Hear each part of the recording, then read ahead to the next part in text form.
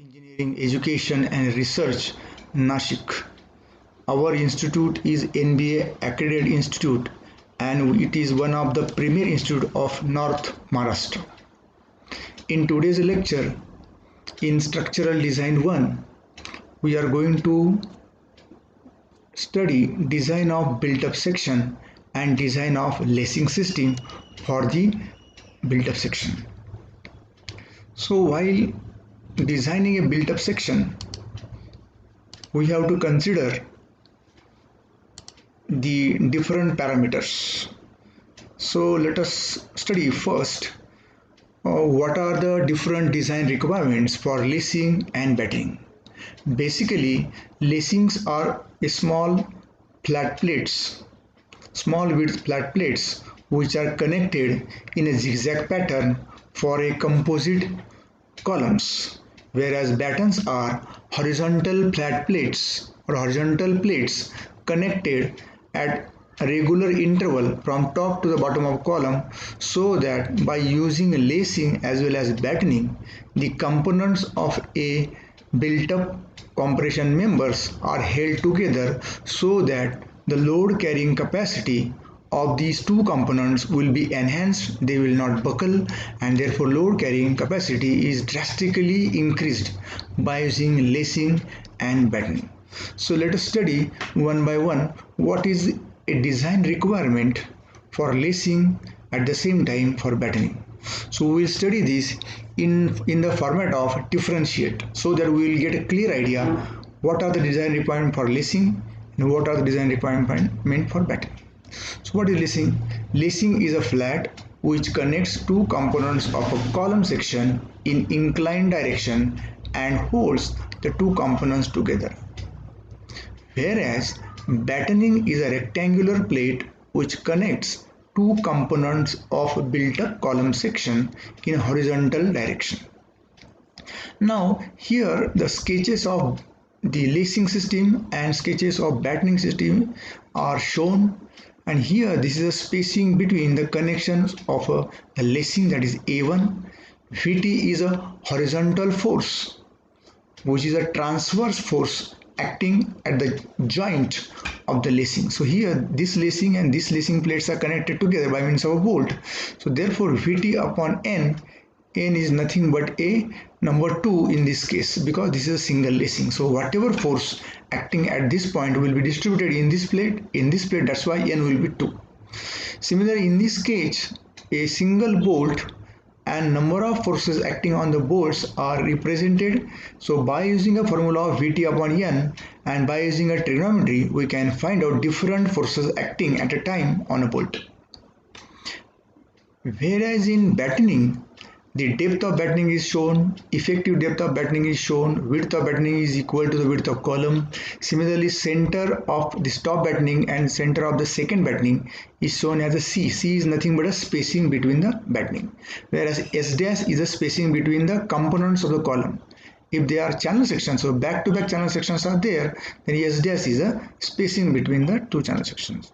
So battens provided at the top and bottom are called as end battens, whereas the batten provided at intermediate level are called as intermediate batten. So again, if you look at the third point, this is a top view of a lacing system column, this is a top view of a battening system column. So while designing a column provided by lacing or by battening, whenever we want to consider the least radius of gyration, please remember that these spacing between channel is to be found out before designing of a built-up section. So spacing between the channel sections, these two channel sections, whatever spacing, that spacing may be S dash or anything else. Suppose the spacing is S dash, so the spacing S dash should be such that your RYY will be greater than RZZ. So here I am talking about RYY of a built-up section should be greater than RZZ of a built-up section. That means RYY will be higher. So therefore, for design purpose, RZZ will be considered as a minimum radius of gyration. So in this case, combined RYY always should be less than RZZ. So here RYY should not be less than RZZ. That means RZZ should be minimum. Similarly, in the batten column also, the spacing between the two channels, that is a back-to-back channel, is found in such a way that the least radius or gyration will be RZZ. That means RYY will be slightly higher than the RZZ. So again, for both the cases, combined RZZ will be considered as could be considered as a minimum radius of gyration. So always for finding slender ratio, we have to consider RZZ as a minimum radius of gyration of a built-up section. Next, number 4, the effective slender ratio, that is KL upon R, of a laced column is taken as 1.05 into KL upon R O. O means original column. That means the effective slender ratio of a laced column is taken 5% more than the individual element of the columns. Similarly, in case of batten column, effective length of batten column is taken as 10% more than the effective length of individual elements of the column. That means lambda E is equal to 1.1 lambda O, the actual maximum slender ratio. Now let us look at what is the difference between the design of lacing and battening. So design of lacing. Angle of inclination theta of lacing bar with the longitudinal axis of column is kept between 40 degree to 70 degree. You can keep it as 45 degree for design. Lacings are most effective between 35 degree to 45 degree. So they are more effective, more efficient between 35 degree to 45. So it is better to assume angle of 45 degree for design for lacing. For in case of battening, the number of battens should be such that the member is divided into at least 3 bays within its actual length. So what do you mean by 3 bays? That means if there are 2 end battens, top and bottom, at least 2 intermediate battens should be provided so that there will be intermediate. That means in case of a design of batten, there should be at least minimum 2 intermediate batten. Next, now width of lacing flat. So width of lacing flat is taken as 3 times the diameter of the bolt. Then minimum edge distance is equal to 1.5 d from the center of the bolt. So minimum edge distance is taken as 1.5 d, 1.5 d. So both side is from center away. Left side 1.5 d, right side 1.5 d. Both if they are added, you will get width of lacing flat, that is 3d. Then thickness of flat should not be less than 140 into effective length of the single lacing. Again I will repeat, thickness of flat should not be less than 1/40 into effective length of the single lacing. Similarly, thickness of flat should not be less than 1/60 into effective length for double lacing. Similarly, for maximum spacing of lacing bars, that is A1, minimums. So for maximum spacing of lacing bars A1, what is criteria? Minimum slender ratio of component, that is single main member of a column member A1 upon RYY should not be greater than 50. That means A1 upon RYY should be less than 50, or it should be less than 0.7 into slenderness ratio of the whole column. Similarly, effective length of lacing bars. If you want to find out effective length of lacing bars, then in case of single lacing, it is taken as distance between inner end bolts. Distance between inner end bolts. For double lacing, the length of lacing, effective length of lacing bar is equal to 0.7 into distance between inner end bolts. In case of welded lacing, the effective length of lacing is taken as 0.7 into distance between inner end of a bolt. Okay. Now let us study about what are the design requirement of a battening. Now if you want to find out a depth of the batten plate, then first let us study what is effective depth. So effective depth of end batten is equal to, or it is taken as d dash, and that is equal to s dash plus 2cyy, whereas s dash is the spacing between the two channels. Cyy is the center of gravity of the channel sections from their backs. Okay, next, number 2, overall depth of the end batten, that is d, and overall depth is equal to d dash plus 2 into edge distance. So everybody knows what is the edge distance. So d dash is a effective length plus 2 into edge distance, and edge distance is taken as 1.5 into diameter of bolt if the connection is a bolt connection. Effective depth of intermediate batten, so that is denoted as d1 dash, and that is equal to 3/4 of d dash. D dash is the effective depth of end batten plate. Overall depth of intermediate batten, it is denoted by d1. If you want to find out overall depth of intermediate batten, that is equal to d1 is equal to d1 dash plus 2 into edge distance. Now, if you want to find out thickness T of the batten plate, it should not be less than, T should not be less than 1/50 into bracket S dash plus 2G, where S dash is the spacing between back to back of channel, plus 2 into G, G means A, G is the distance which is specified in the codes. What is the distance of hole in the flanges of a channel from the back of the channel or back of the section.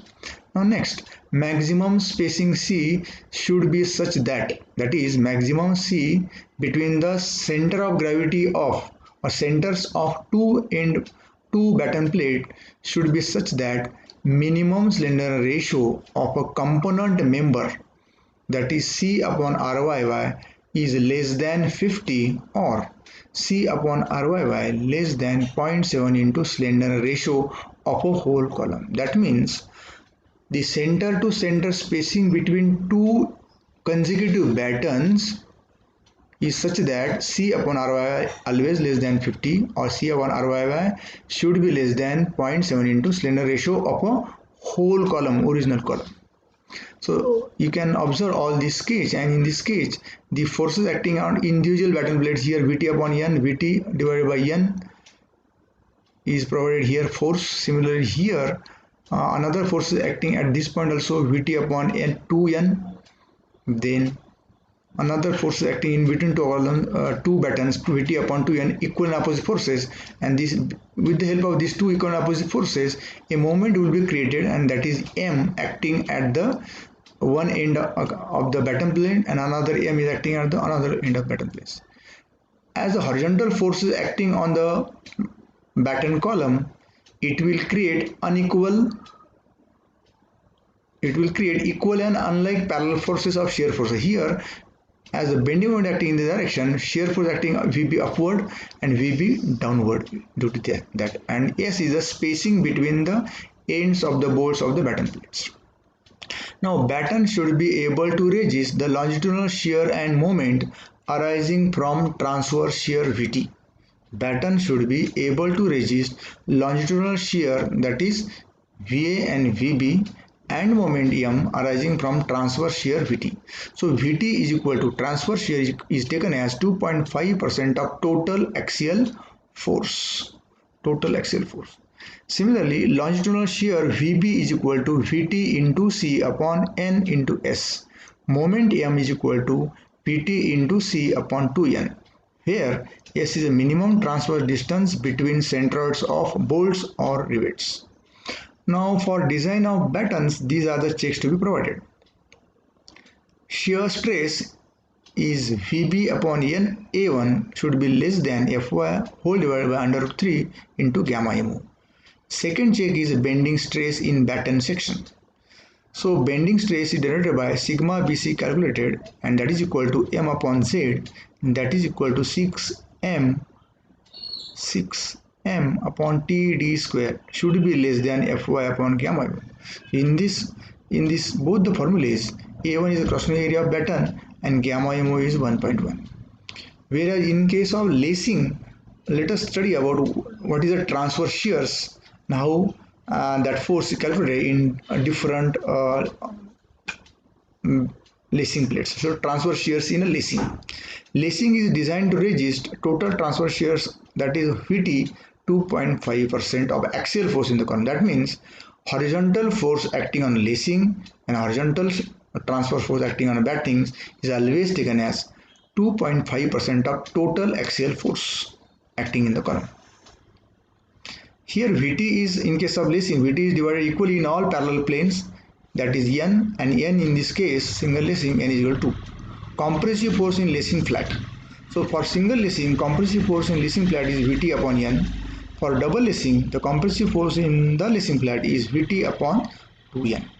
So minimum radius of gyration of lacing flat, that is denoted as R minimum, and that is equal to T divided by under root 12. So this is a standard formula for finding the minimum radius of gyration of lacing flat, that is thickness divided by under root 12.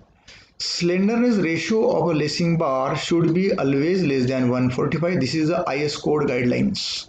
So while designing a lacing bar, after designing lacing bar, slender ratio of a lacing bar should be always less than 145. If we exceed in design more than 145, so we have to increase the thickness or other dimensions so that it will be less than 140. Next. Now after studying the general and design consideration of lacing and battening, let us apply the knowledge of lacing system and design a built-up section and design a lacing system for a built-up section. So let us look at one numerical. So what is a numerical? I will read that numerical first. Design a built-up column and design of lacing. So here a built-up column of length 10 meter carries a factored load of 1100 kN. The column is restrained in position but not in direction at both ends. Design a column section using two channel section. Design also single lacing system. This is a complete problem. From the given problem, write down the complete data, read the problem carefully, read the numerical carefully, and write down the data given in the problem. So preferably whatever data given in the problem should be written at the right top corner. So in this case, let us assume Fe410, Fu is equal to ultimate tensile stress of this steel. Fe410 is 410 MPa. Yield stress Fy 250 MPa. Let us assume the grade of a bolt 4.6. So FUB, ultimate stress of bolt, is equal to 400 MPa. Gamma MO is 1.1. Gamma MB 1.25. So this is a partial safety factor for the material. This is a partial safety factor. This is a partial safety factor for the steel. P is equal to ultimate load, factor load is 1100 kN. Effective length is, in this case, is equal to 10 meter because the column is a hinge at both directions. So therefore, let us have a solution of this numerical first, or design of column. So in design column, we will require, we have to find out area required. For getting area required for a given column section, we have to assume FCD. So FCD generally assumed as 150 Newton per mm square for built-up section, or it may be assumed between 0.4 Fy to 0.5 Fy. So generally it may be taken between 125 to 150 Newton per mm square for built-up section. Note, in this case for RZZ RXX for two channel sections,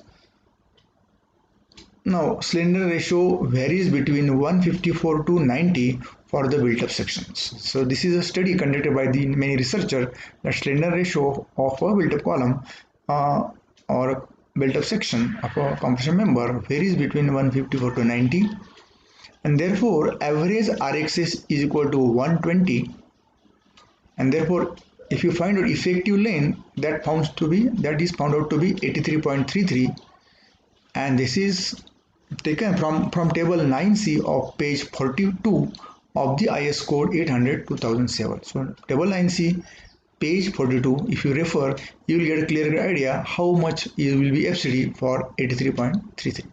Or simply any problem of built-up section, you can assume a stress between 125 to 150, so we will assume a lesser FCD so that we will get a more area. Therefore next is selection of section. So area required equal to, this is a factor load acting on the column, into 1000, that is convert this kilonewton into Newton, divided by assumed FCD 125 equal to 8800 mm square. So this is the area required. So you can now go to the steel tables, local steel tables or steel table printed by IS, Indian Standard. So in that steel table, if you go for selection of the section which is having area 8,000 more than 8,800. So in this case we will try ISMC 300 at 351.2 Newton per mm. So these are the two in numbers from IS handbook or steel table. So write down first the properties of the sections. Properties of single section. So area of single channel 4564, RZZ 118.1, RYY 26.1, CYY 23.6 mm, breadth of flange 90 mm, G is a 50 mm, that is this is a minimum distance of the hole to be punched in the flange of a channel from the back of the channel. So this is also mentioned in the IS codes, or is also sometimes mentioned at the end of steel table book or in the reference books. IZZ 6362.6 into 10 to the power 4 mm raised to 4. So moment of inertia about a major axis for a single channel, moment of inertia about minor axis of a single channel, that is 310.8 into 10 to the power 4 mm raised to 4. Now after multiplying this area by 2, you will get area of 9128, which is more than this, hence okay. Now let us find out effective slenderness ratio, lambda E. So in this case, Armenia already we have studied in the previous section, in a theoretical section, leasing and bending also, that Armenia minimum is always taken as RZZ, and that is equal to 118.1 mm. So in this case, RZZ will be always less than RYY, because we are keeping the spacing between the channels such that ZZ will become less and IYY will become more.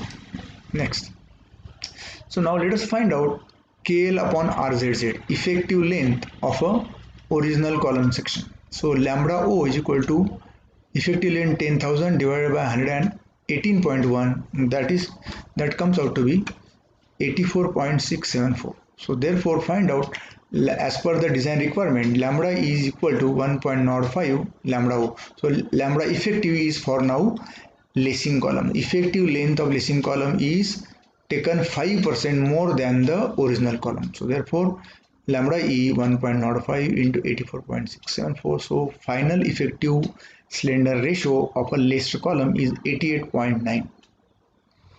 So from this calculation we have understood one concept, that the effective length of the lacing or laced column is increased. As slender ratio increases, FCD decreases, and therefore let us find out FCD corresponding to 88.9.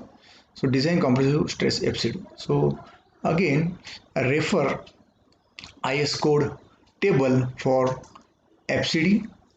Here for lambda 80 FCD 136, lambda 90 121, and for 88.9 by interpolation we will get FCD is equal to 122.65 Newton per mm square. Now design compressive strength of the column. Once you have found out FCD, then design compressive strength of column, that is load carrying capacity of this list column, is equal to FCD into area provided. So therefore 122.65 is the FCD we have found out by interpolation into area of two channels, because this is a built-up section. So therefore the design compressive strength is 1119.5 kilonewton, which is greater than 1100 kilonewton. That means safe. That means compressive strength is more than the actual factor load acting on the column, therefore it's safe. But if in any other example or numerical, if this compressive strength comes out to be less than this 1100, then we have to change or increase the size of the built-up column members. Okay, in this case the compressive strength is more, so there is no question about changing or revising a section. Now next, clear spacing between channels. If you want to find out what is the spacing between these two channels, this is taken as S. In previous case it is taken as S dash, but let us say here it is considered as S. So this is a back-to-back distance between channels. So we already studied importance of moment of inertia. If we place two channels back to back in such a distance so that their moment of inertia about both axes Z and Y will be equal, therefore in this case RYY, to getting RYY is equal to RZZ, we have to equate their combined moment of inertia of IZZ and IYY equals. Therefore 2 into IZZ of single channel is equal to 2 into rectangle bracket IY of single channel plus area of single channel in the another bracket, spacing between the channel divided by 2 plus CYY bracket square another bracket completed. So after putting all these values, if you find out the spacing 183.1 and we have made it round, that is 185. As we made it round, that means we have slightly increased from 183.1 to 185. That means the moment of inertia has slightly increased, IYY slightly increased than the IZZ, and that means by common sense we can say that RZZ now less than RYY. That's why we are going to consider RZZ as a minimum radius of gyration in the design or in the finding slender ratio.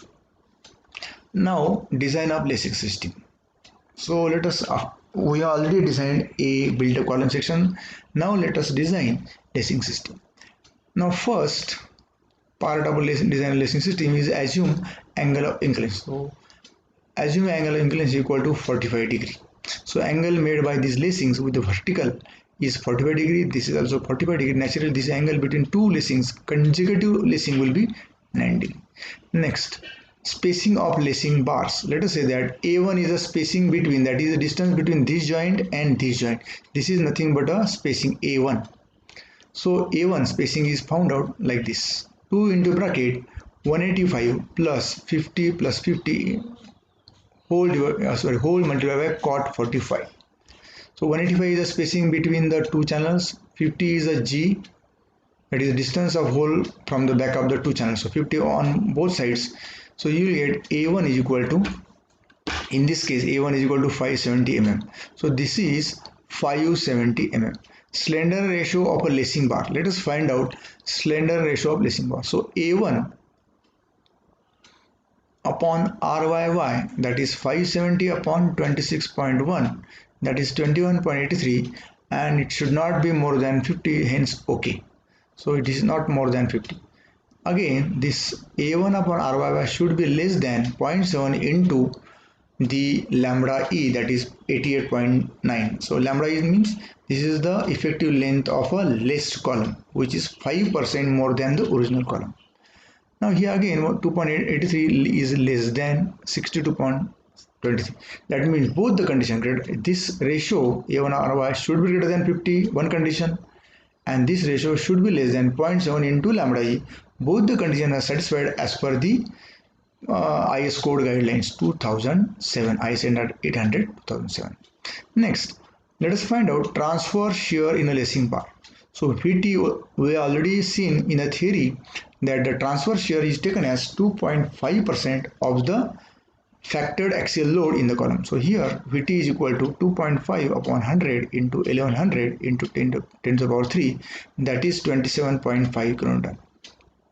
Now transverse shear in each panel.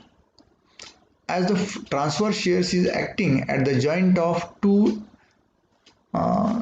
connected flats, so this transverse shear is equally distributed between the two lacing flats. So Vt upon 2, that is 13.75 kN.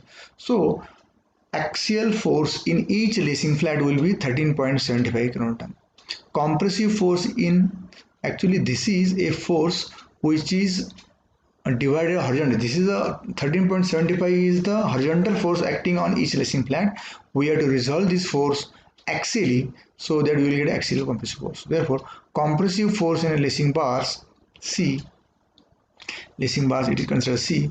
Vt upon N cosec theta. So Vt upon N already found out 13.75 into cosec 45. So this is actually 19.445 kilonewton is the real compressive force acting in the through the axial direction, or compressive force acting through the axial through the lacing plates. Now next, let us decide size of lacing plate. Before deciding size of lacing plate, that is number one, let us provide, or let us assume a 16 mm diameter bolt of a 4.6 grade. Now let us find out width of lacing flat. That is taken as 3 into D. 3 into 16 is 48, and after rounding it 50 mm, because we are not getting 48 mm lacing flats in the market. In market we are getting flats in the terms of 50, say 75, 100, 125, 150, like that.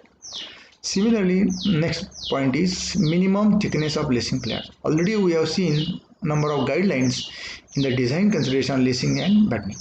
So minimum thickness of lacing flat is equal to 1 upon 40 into length of flat between inner end of bolts. This is for single lacing. As this is the design of single lacing, so design guideline is that minimum thickness of lacing flat should not be less than 1 upon 40 into length of flat between inner end of bolts. Therefore 1 upon 40 into bracket 185 plus 50 plus 50 into cosec 45. This already we have seen inner length of flat between inner end of the bolts. This 185 is distance between these two bolts. 185 is distance between back to back channels. Then this is A, this is also A, and therefore here cosec 45, and therefore this value of minimum thickness of lacing plate is 10.076, and after rounding it you will get 12 mm. So always remember the thickness of flats are always 8, 12, 14, 16 and so on. So these thicknesses are always even numbers. Odd number of thickness of flats are not available in the market. Now provide a lacing flat section 50 ISF 12mm. So 50 is the width of the lacing flat. ISF means Indian Standard Flat, having thickness of 12 mm. So this is the designation of a lacing flats. Then next is the minimum radius of gyration of lacing flat. Already we have seen in a design guidelines of lacing and battening that R minimum of a lacing flat is taken as T upon under 12, and that is 3.464 mm in this case. Now next is slender ratio of lacing flat. So this is actually a check. As per IS 800 2007, the slender ratio of a lacing flat should be less than 145. Therefore, let us find out. Let us say that lambda 1 is a slender ratio of a lacing flat, that is L1 upon R minimum. So if you want to find out the length of a lacing flat, so we have to write down in terms of 285 cosec 45 divided by R minimum 3.64, which is already calculated in the previous step, and therefore the slenderness ratio of a lacing plate is 116.354, and which is less than 145. Hence the slender ratio is within limit, hence okay. But by chance if this ratio increases beyond 145, that means we have to change the dimension of the flat so that it will always less than 1. Generally it is always less than 140, so hence okay. Next is design compressive strength of lacing flat. So let us find out what is the design compressive strength of lacing flat. So for lacing flat we know the buckling class is C. So this is as per specification table 10 page number 44. So find design compressive stress, that is FCD, for the lacing flat. So we know the slender ratio of a lacing flat. Let us find out FCD. So for lambda 110, FCD is 94.6. Lambda 120, FCD is 83.7. By interpolation, by adopting this procedure, we are getting, or we will get FCD 87.674 Newton per m square. Now let us find out, similar to the compression member, we will find out again design compressive strength PD1 of a lacing flat, that is equal to FCD into cross-sectional area of a lacing flat provided, and therefore PD1 FCD into 50 into 12, this is the area of lacing flat, and therefore the design compressive strength of a lacing flat in this case is 52.604 kN and is greater than 19.445, hence safe, hence okay. Now let us find out tensile strength of a flat. So tensile strength due to gross yielding, due to lateral shear force acting on a lacing bars, there is a possibility of some lacing bars are stretched and some lacing bars are compressed. So those lacing flats are stretched under tension, so we have to check it tensile strength due to gross yielding. So TDG, the standard formula, TDG is equal to AG Fy upon gamma MO. AG is the gross area, 50 into 12 into 250 is the yield stress of steel. Gamma MO is 1.1, therefore TD is 136.36. So this is the tensile strain due to gross yielding, which is much higher than the load carrying capacity or actual load carried by the lacing flat, that is 19.445 kN, hence safe. Tensile strength due to rupture. Now next step is to find out tensile strength due to rupture in case of lacing flat. So the formula is TDN is equal to 0.9 into bracket capital B minus TD H bracket completed into T into Fu upon gamma M1 is equal to. So in this case B is the width of plate and DH is the diameter of the hole. So here 0.9 into bracket width of flat is 50 minus diameter of hole, it will be 18 because diameter of the bolt is 16. So 16 plus 2 is 18.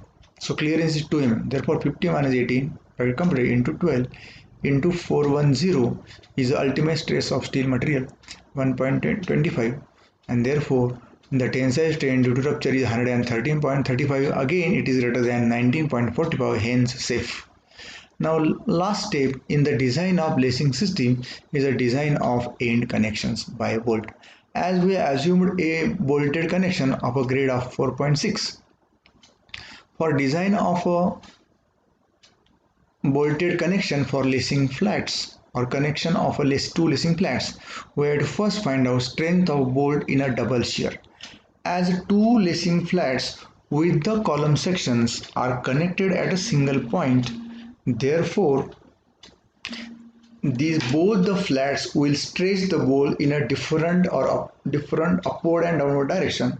Therefore they are subjected to double shear. Again I will repeat, as two lacing flats are connected at single point, and therefore they will pull the bolt in a opposite directions, upward and downward direction. Therefore bolt will be subjected to double shear.